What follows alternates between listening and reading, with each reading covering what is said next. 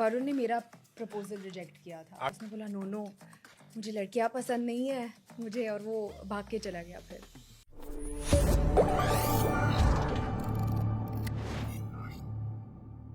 She propose Varun Dhawan mountain top पे ले जाके 8 साल की उम्र में। अच्छा। एंड That's मतलब ये true? तो या बहुत आई मीन ये तो पुरानी कहानी है, लोगों को पता है ये, but I don't know if you know about this, but तो वरुण ने मेरा प्रपोजल रिजेक्ट किया था। 8 साल की उम्र। अच्छा। या करेक्ट, हाँ। It's a funny story. It is very we would funny. Love to know, sir को भी नहीं पता अगर आप इट इज़ बताओगे। Very funny. नहीं तो मतलब हम शूट कर रहे थे, हमारे डैड्स के शूट पे गए थे, और मुझे बचपन में वरुण पे एक छोटा सा क्रश था।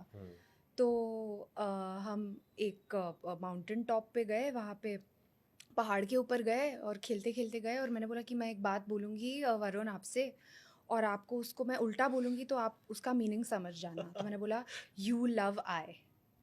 तो उसने बोला नो नो मुझे लड़कियां पसंद नहीं है मुझे, और वो भाग के चला गया फिर। इसलिए अगली बार माउंटेन पे 3 की स्क्रिप्ट। करेक्ट। बट श्रद्धा, आपने चुड़ैल की आवाज काफी अच्छी निकालना आप सीख गए हो। हाँ हाँ जी बिल्कुल। कुछ निकाल के दिखाओ ना थोड़ा सा।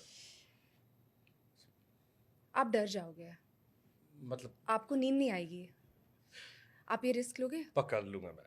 यहीं का एक डायलॉग है ना कि बड़ा अच्छा डायलॉग है कि मैं आंखों में आंखें देख कर सवाल पूछूंगा, उसके बाद भले हमारी फट रही हो बट आप डरा दो, चलेगा। शुभंकर आपको नींद नहीं आएगी आज। आपको लगा कभी डर इनके साथ काम करके? डर नहीं, बिल्कुल नहीं। कभी नहीं डर लगा ऐसी आवाजों से? ऐसी आवाज तो अभी निकालनी, फिल्म में थोड़ी निकाल रही है। फिल्म में आपके भी बड़े सारे डायलॉग्स हैं सर जो बड़े वायरल हो रहे हैं। मतलब एक तो वो आंटी वाला सीन था, मतलब हाँ करेक्ट, एंड का नेक्स्ट लेवल सीन था। थैंक यू और ये उन्हीं का आइडिया था, ये उन्होंने ऑन द स्पॉट किया टेक के दौरान। तो ये मतलब बहुत ही ज़्यादा स्पॉन्टेनियस है, और इस तरह की चीज़ें ऐड करते रहते हैं सीन्स में। बट राजकुमार सर, बीते कुछ टाइम पे कई सारी आपकी अच्छी फिल्में आई जिसमें आप लीड में थे, अच्छी एक्टिंग आपने की, जबरदस्त परफॉर्मेंस थी। श्रीकांत से लेकर मिस्टर मिसेस माई सब हमने देखी। बट वो जो एक फटने वाला था वो थोड़ा थोड़ा शायद फट फट के रह रहा था। फिर एक आ गई स्त्री 2।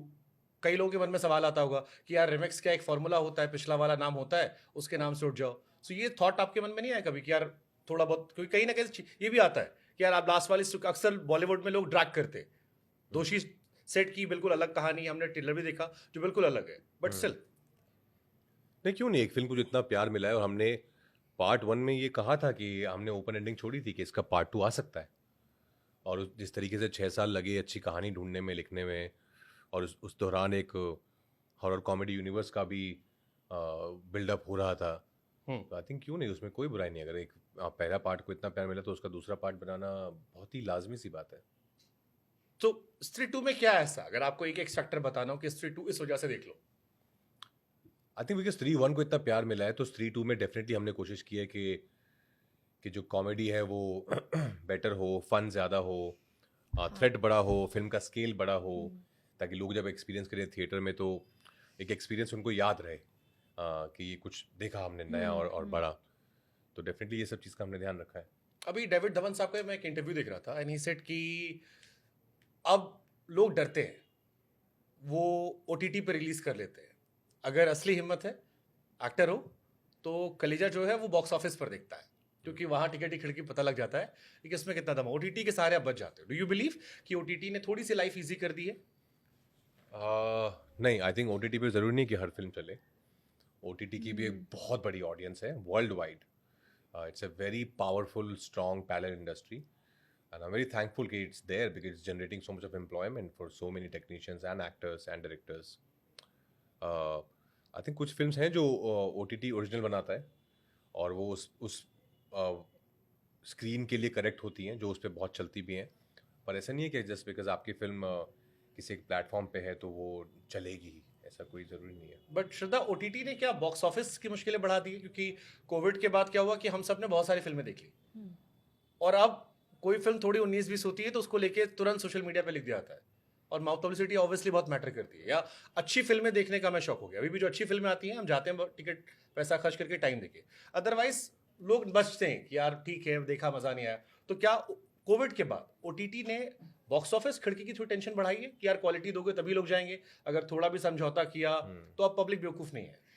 मुझे नहीं लगता कि ये ओटीटी की वजह से, मुझे लगता है कि लोगों को अभी अपना टाइम वेस्ट नहीं करना है कि एक तो आप अपने घर से निकल रहे हो, आप सिनेमा हॉल जा रहे हो, आपको कितना वक्त लगता है सिनेमा हॉल पहुंचने में, तो वो सब मतलब आप पैसे खर्च कर रहे हो टिकट खरीदने के लिए। तो डेफिनेटली मुझे ऐसा नहीं लगता कि ओटीटी की वजह से है, मुझे लगता है कि अगर एक अच्छी फिल्म है लोग मोटिवेट होंगे थिएटर जाने के लिए। तो और इनफैक्ट मुझे लगता है कि ओटीटी के साथ क्या हुआ है कि इतने सारे एक्टर्स को अपॉर्चुनिटीज़ मिल रही है कि वो अपना टैलेंट दिखाए।